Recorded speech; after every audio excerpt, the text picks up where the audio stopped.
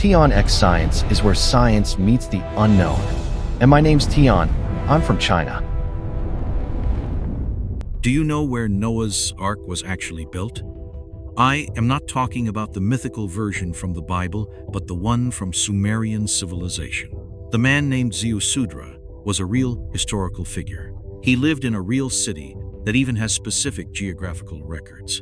When you realize this fact, the city where he built the ark becomes even more unbelievable. That city essentially poured everything it had into that massive project, from its economy to its infrastructure, and even its very purpose of existence.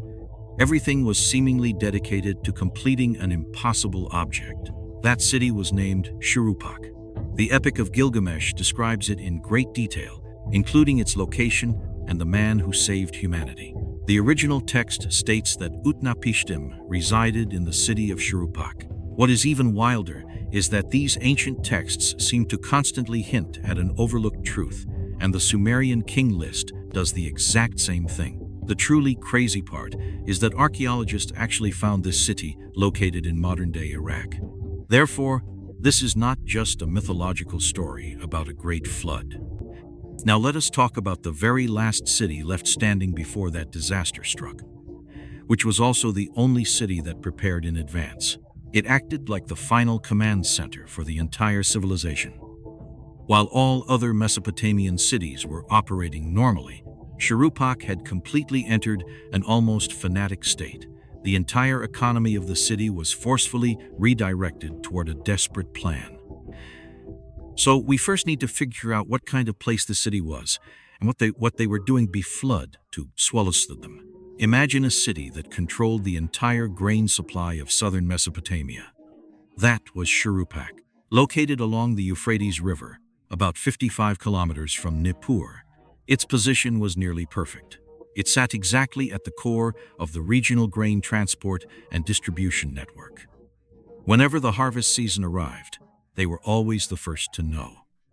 Once trade and resources started flowing, Shuruppak always received the news ahead of everyone else. Simply based on its geographic location, it already possessed a massive advantage. Today, the ruins of this city are known as Tell Fara, a massive mound rising about 9 meters above the plains. When German archaeologists excavated there in 1902, they discovered something that made the entire academic community slightly uncomfortable. They found concrete evidence proving that Shuruppak genuinely existed, and its location perfectly matched the ancient textual records. One of the most crucial pieces of evidence is the Sumerian King List. This is an ancient document that scholars both love and hate. They love it because it is one of the oldest humans' historical records available. They hate it because it completely ignores the rules of modern historiography. What does that mean? This text lists every Sumerian king in chronological order, starting from when kingship descended from heaven, all the way to later rulers whose existence has been historically verified. The strangest part is that it never separates myth from history. Nowhere does it tell you that the following section is just a legend. It simply keeps listing names, cities, and periods of rule, placing everything on the exact same continuous timeline. Just before that timeline experienced a massive fracture, the final city of kingship mentioned by the Sumerian King List was precisely Shuruppak. Yes, it was this city again. We will return to the Sumerian King List later, but for now, you just need to know that Shuruppak was definitely not a random small town. It was a true core metropolis. However, what truly shocked the archaeologists went beyond just that. While clearing the Shuruppak ruins, they uncovered over 800 cuneiform tablets from the early dynastic period.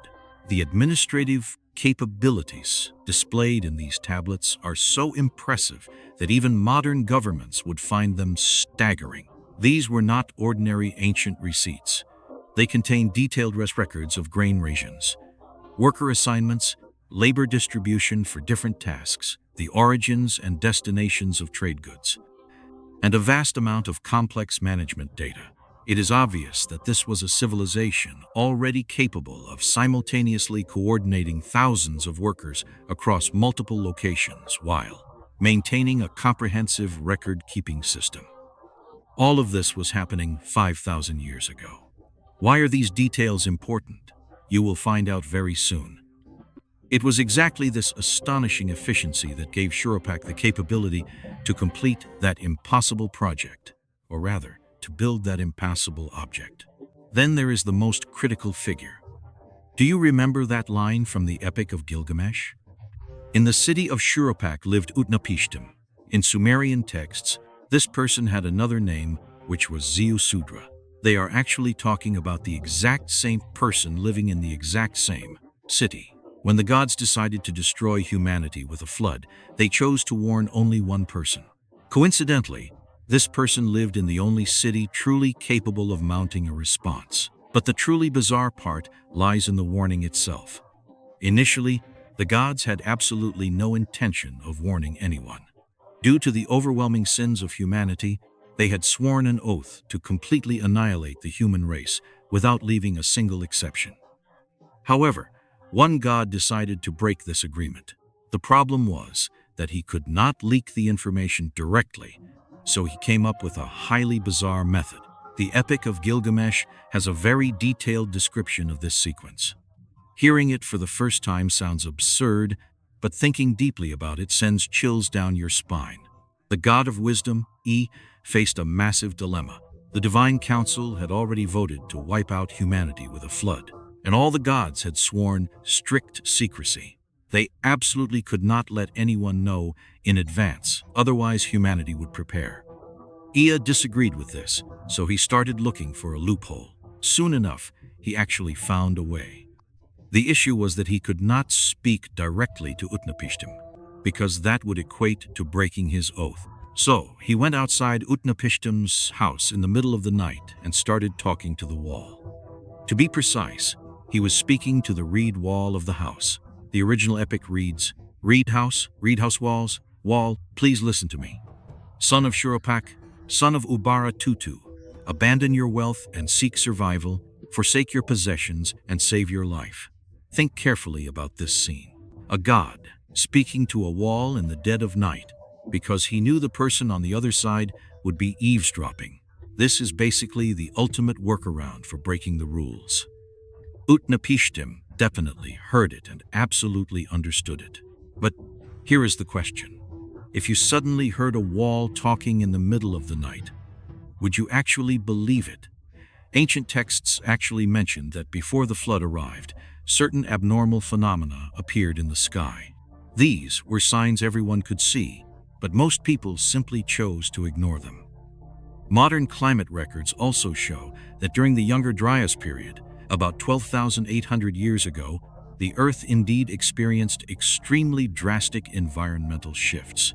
The rate of change was so fast that humans could witness it within a single lifetime. This brings up an interesting thought. Were the people of Shuruppak already observing something completely wrong? Ancient Mesopotamian astronomical records show that their tracking of celestial bodies and astrological changes bordered on pure obsession. This means they would have inevitably noticed the anomalies. They would have discovered that things were shifting.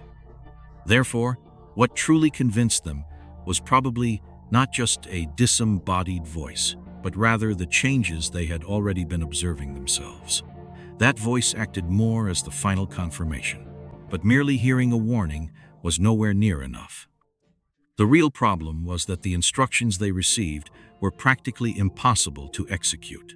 E's orders to Utnapishtim were highly specific.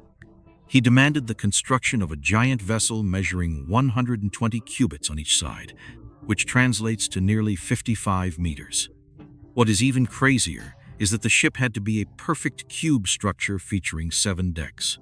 Both the interior and exterior of the entire ship required waterproofing.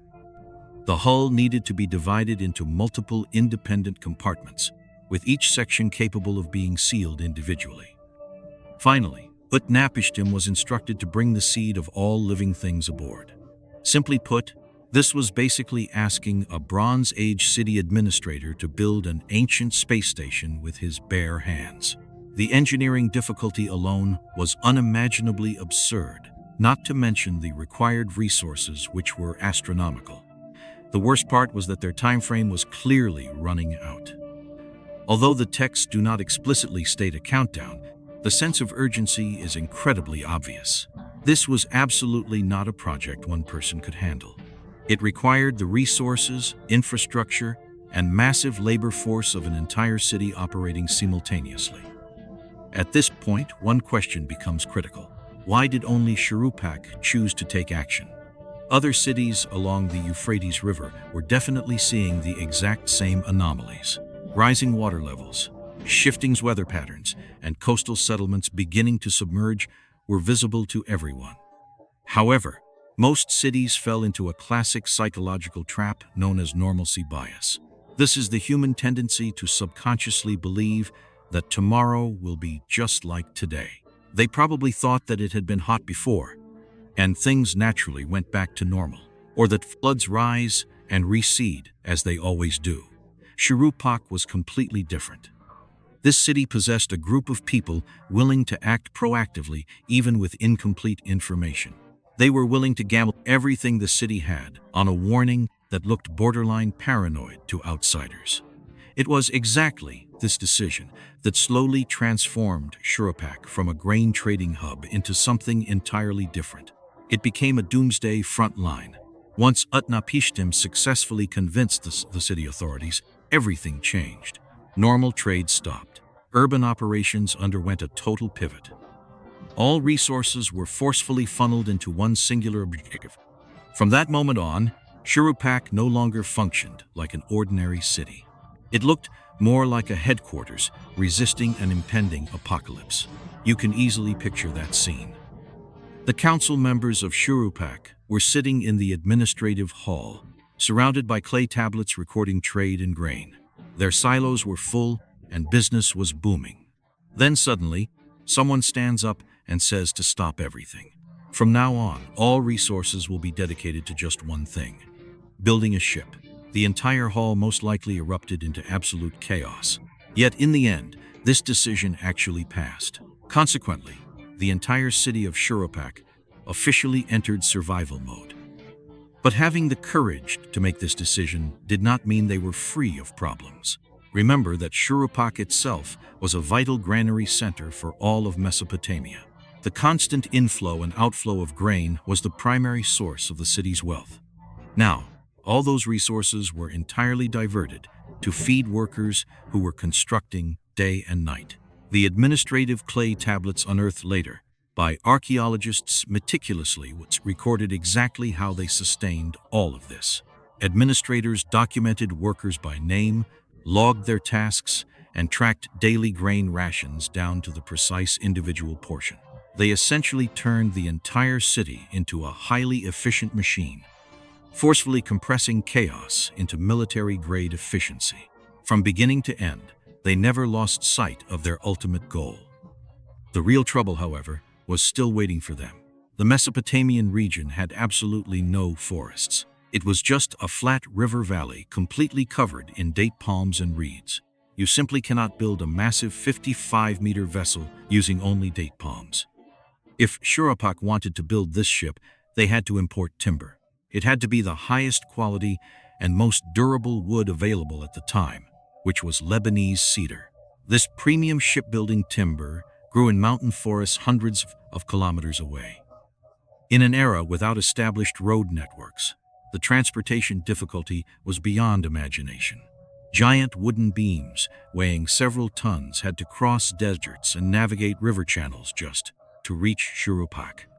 Executing such a massive engineering feat required not only an ocean of resources, but also years of meticulous advanced planning. They also had to establish diplomatic relations with foreign city-states to secure logging and usage rights for those forests. The most incredible part is that the people of Shuruppak actually pulled it off.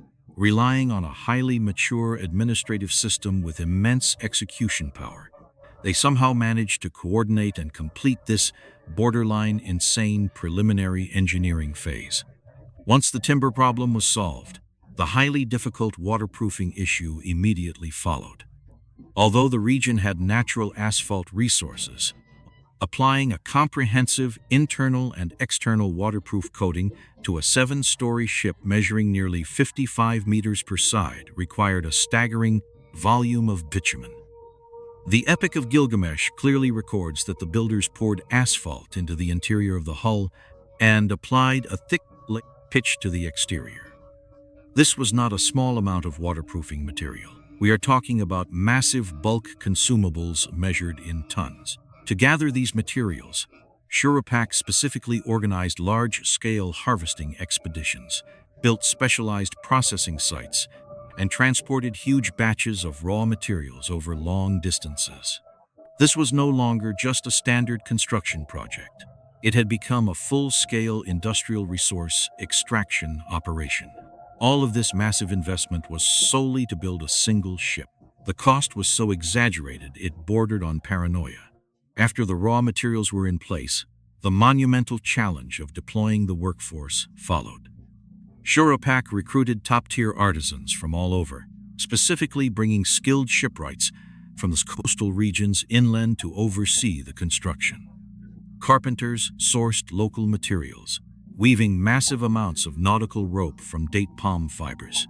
Metalworkers forged bronze cutting and construction tools day and night. Structural engineers repeatedly calculated the hull load-bearing data and overall stability. The entire city heavily recruited various skilled laborers to fully advance the Ark construction project. To outsiders, the actions of this city seemed absolutely insane. Located in the inland heartland, hundreds of kilometers away from the ocean, they were exhausting the entire city's resources to build a super-giant ship just to prepare for a great flood that might not even arrive. Even the workers' wages were paid in grain that could have been sold and converted into cash. Despite the outside world being full of confusion and doubt, large numbers of craftsmen and workers still gathered here, allowing this giant ark to slowly take shape. We can imagine the mindset of the Shuruppak citizens at that time, watching their relatives and neighbors busy themselves day after day around a constantly forming giant ship in the city center. Everyone could not help but feel doubtful. They wondered if their city rulers had been blinded by a delusional prophecy. The resources of the entire city continuously poured into this massive and paranoid project. Normal commercial trade gradually shrank, and the economic situation began to totter. Voices of doubt filled the entire city, but the Ark construction never stopped for a single moment. At that time, Shuruppak had completely shed the appearance of a normal city-state. Warehouses were all transformed into material reserve centers, and administrative offices became dedicated engineering command posts. This transformation changed not only the city's economic structure, but also reshaped everyone's sense of identity. From the moment the project fully advanced, the people of Shuruppak were invisibly divided into two groups. One group consisted of those who could board the ship to escape the danger, and the other consisted of those who would remain in their homeland. This extreme class division brought unprecedented social pressure. Every morning, merchants from surrounding city-states like and Uruk entered the city to trade as usual. They negotiated prices, discussed grain, traded goods, and complained about taxes with the locals, making everything look completely normal. Yet, right in the center of the city, thousands of workers were rushing day and night to build a giant ship the size of an entire city block. This extreme sense of fragmentation made everyone involved feel suffocated. Even foreign merchants who traveled from afar just to complete ordinary trades would feel confused when looking at this giant ship that had no business being inland. They either turned a blind eye and kept quiet, or secretly sighed at the madness of these people. The ones suffering the most were actually the workers participating in the construction. They showed up to work on time every day to build the Ark, but most of them had no clear idea of what they were creating. They only needed to collect their grain rations, follow instructions to perform mechanical labor, and repeat fixed procedures of carrying, cutting, and assembling day after day.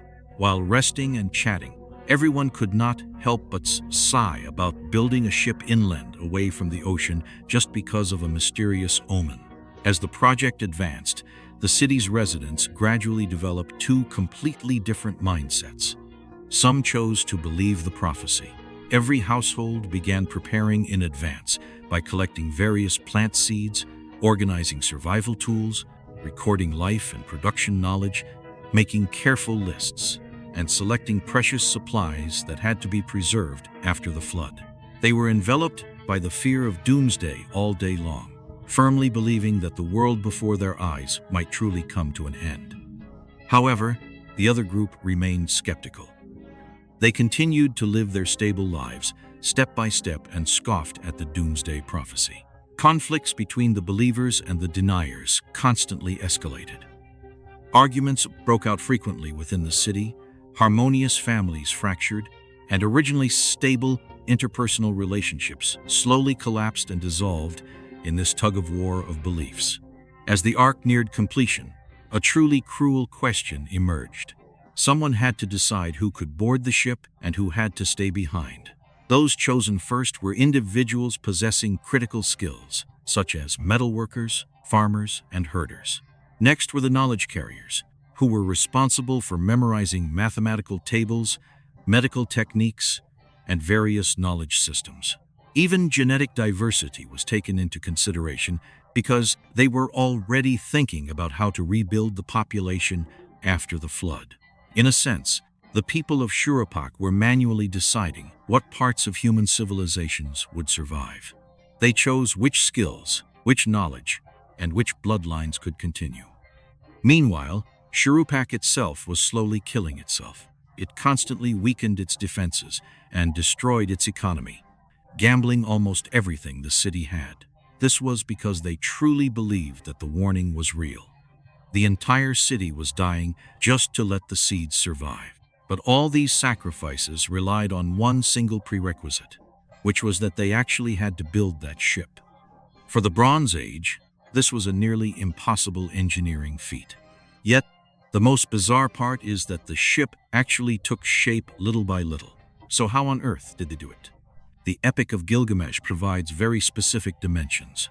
The hull was 120 cubits on each side, which translates to roughly 380 to 200 feet, making it about the size of half a football field. When you actually put the dimensions and structure together, you realize this was no ordinary shipbuilding. It was a true ancient marine engineering project. What is even crazier is that when modern engineers re-examined these descriptions, they found something quite unsettling. The designers of this ship seemingly possessed a real understanding of buoyancy and load-bearing. They knew how much weight water could support and knew exactly where to place support structures to prevent the whole thing from collapsing. They even mentioned a compartmentalized structure, meaning that even if one area flooded, the entire ship would not sink immediately. Modern humans did not systematically master these principles until the 19th century. Yet here they were appearing in a text from 2100 BC, describing an event that happened even earlier. According to estimates, the entire project would require at least thousands of full-time workers, laboring continuously for several years. However, the Epic of Gilgamesh states they completed it in 7 days. This is almost impossible to comprehend because the total population of Shuruppak at that time was only about 1,000 to 15,000 people. This means that, on average, 1 in every 10 people directly participated in the construction. You can imagine if 10% of the people in a city today suddenly stopped all normal work just to build one object, the entire city economy would likely collapse instantly. Yet Shuruppak did it anyway. What made it even more difficult was that no one had ever built anything like this before.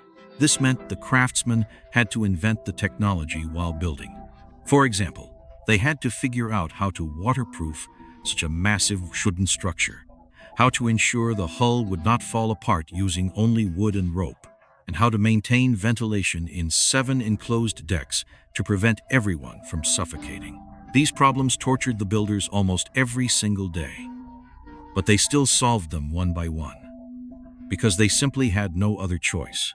Not building the ship meant death anyway. As the hull neared completion, the final phase began.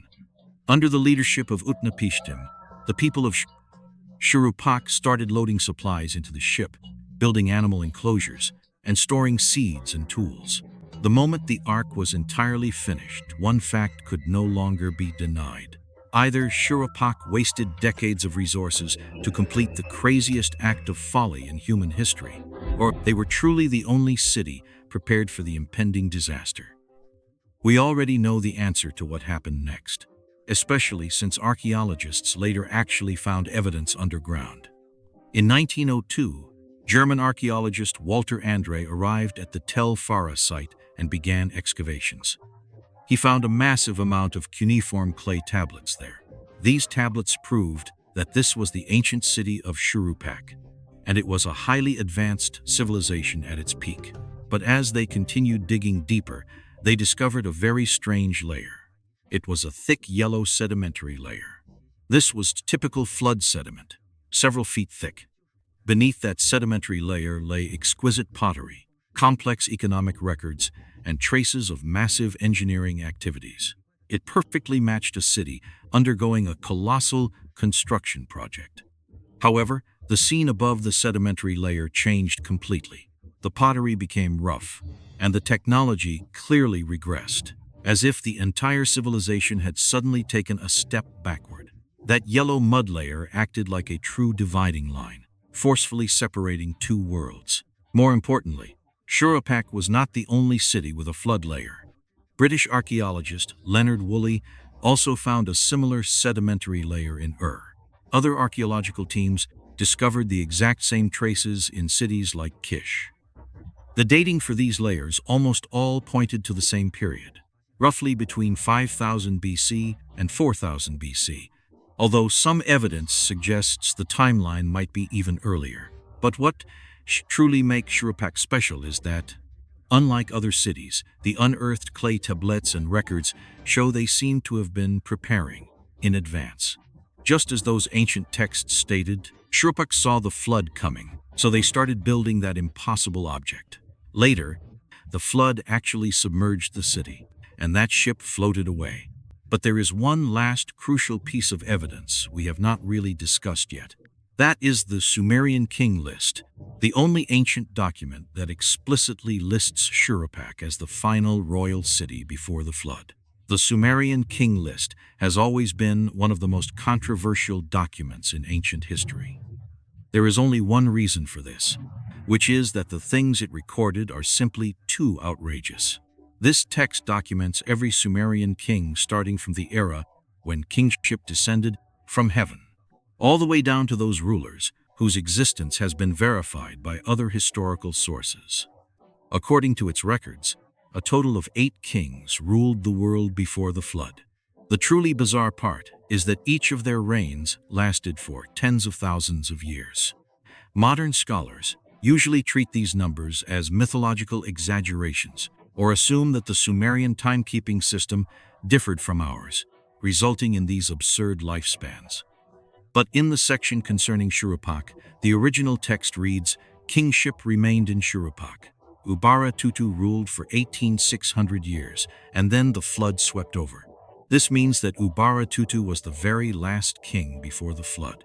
The strangest part is the Sumerian King List actually continued recording after the flood.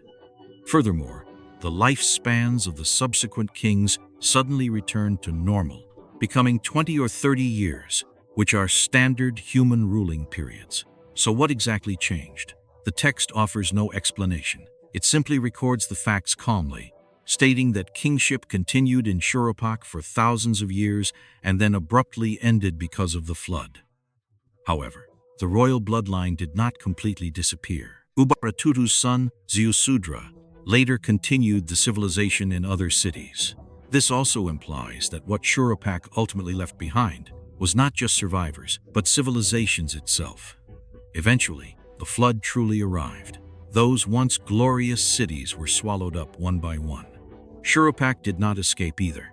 The difference was that the people here had already prepared. When the city buildings began to collapse under the pressure of the flood, that ship was already floating on the water surface. Inside that ship was practically the final spark of all human civilization. And all these people came from Shuruppak. Yes, Shuruppak was eventually drowned by the flood, but the very thing it created survived. The ship never just carried people and animals. It also carried agricultural technology, metalworking skills, mathematical knowledge, a writing system, and even medical experience. Every foundation of civilization you can think of was brought aboard together. In a sense, the rulers of Shuruppak manually assembled a civilization survival kit for humanity. The most terrifying part is that it actually succeeded. The Mesopotamian civilization after the flood did not start from scratch. The cities that were rebuilt later continued to use the same irrigation systems, the same ruling rules, and the same written symbols. In other words, the reason human civilization did not experience a complete rupture might be entirely due to Shuruppak. Even though all cities, including Shuruppak itself, were ultimately destroyed by the flood, in a way, Shuruppak was the true winning city because that ship survived the disaster. As a result, Shuruppak became the starting point for the reboot of human civilization. Simply put, Shuruppak chose to sacrifice itself just to let the seeds of civilization survive. This brings up one final question. If a similar disaster strikes again today, will we be like Shuruppak and prepare in advance? The story of Shuruppak isn't just an ancient myth buried in the sands of Mesopotamia. It is a profound mirror reflecting our own human nature. It teaches us a timeless lesson about normalcy bias, our dangerous tendency to believe that tomorrow will always be just like today. Building an ark when the sun is still shining, when everyone around you thinks you've lost your mind, requires a terrifying amount of courage. But that is exactly how civilization survives. In our modern lives, we all face our own impending floods, whether it's the rapid disruption of AI and technology, sudden economic shifts, or global climate challenges. The question is, do we have the courage to sacrifice a little of our short-term comfort today to build our own ark for tomorrow? True progress doesn't come from those who just flow with the tide, but from those who dare to prepare for the storm before the first drop of rain even falls. But here is the thing.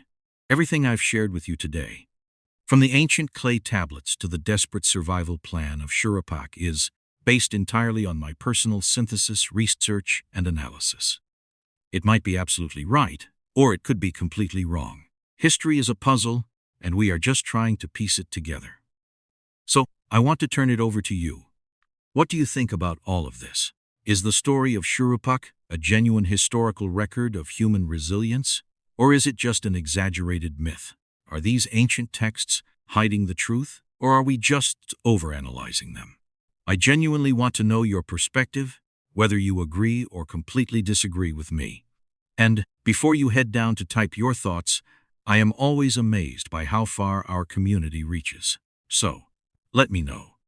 Where in the world are you watching this video from right now? Drop your city or country along with your thoughts down below so we can discuss it together. Thank you so much for exploring the unknown with me today. This is TNX Science. Stay curious, keep building your ark, and I will see you down in the comments.